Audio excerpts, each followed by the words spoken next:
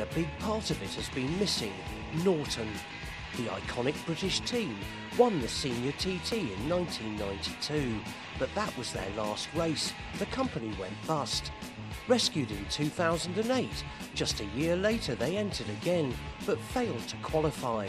They missed 2010, and I last saw them on a very sad day when they had to pull out of 2011 as well. But I did manage to squeeze a promise out of Norton boss Stuart Garner. You promise me you'll be there in 2012? We're on it. Will you promise me? We need to race. We'll be there 2012. This is the Norton factory at Donington, where they're making bikes again. The new 961 Commando. But the burning question remains, will Norton actually be there on the grid this year? Well, there's about 8 weeks to go before the TT, and a little birdie tells me they might actually have a bike. Mate? Hello, Henry. Well then, where is it? How are you? Yeah, no, good man, where is it? What? The bike! Oh, the bike. This way.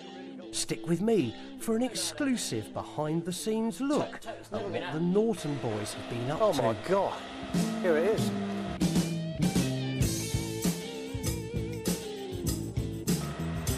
Blimey, you really have got a bike. A bike.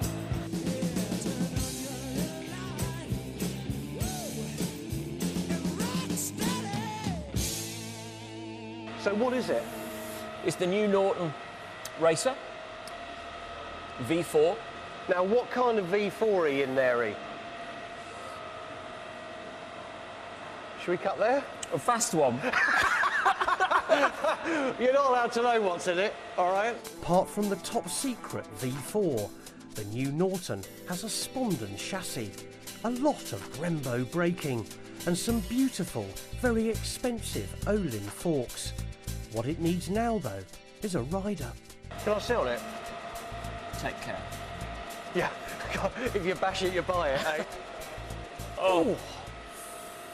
Oh, my word. Now then. God, it's really small.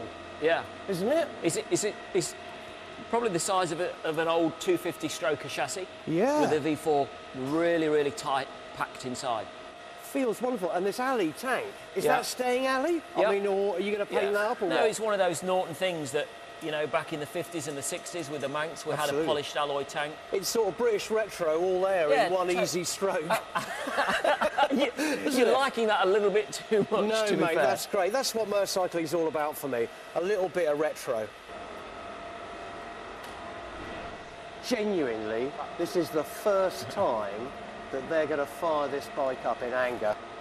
It is going to work, isn't it? Watch it. Is it going to work? It's going to be awesome. Is it really going to work? It's going to make your ears bleed. That sounds amazing! Oh my word! If the TT was won on sound alone, the Norton would surely be on the podium. That is music. How loud is that? Whatever's in there, mate, does the business. It's angry. I don't care how fast it goes, mate. That sounds so fast.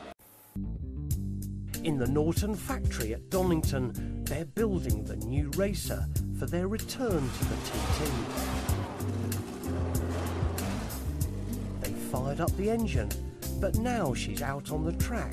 It's not going quite so well. The problem is something to do with the battery not holding its charge. But for me to see this bike, even here, not working properly right now, it's a joy, you know. Anyone who is passionate about the TT has got to be over the moon that Norton will probably be there. But these are early days, and for boss Stuart Garner, this is just part of getting to know the bike. And we said to you in the factories, genuinely, you know, not been out. And Yeah, we've got to go through all of this to get the bike tried, tested and fit and proper. Now Morgan's getting on. Oh, how exciting, mate.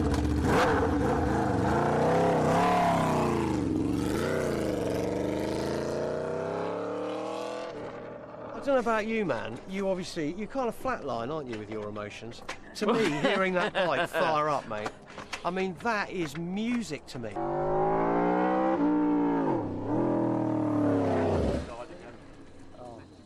Hey, look, it's just died again. But to see a Norton out there on the first day of the testing, God, it's an amazing thing.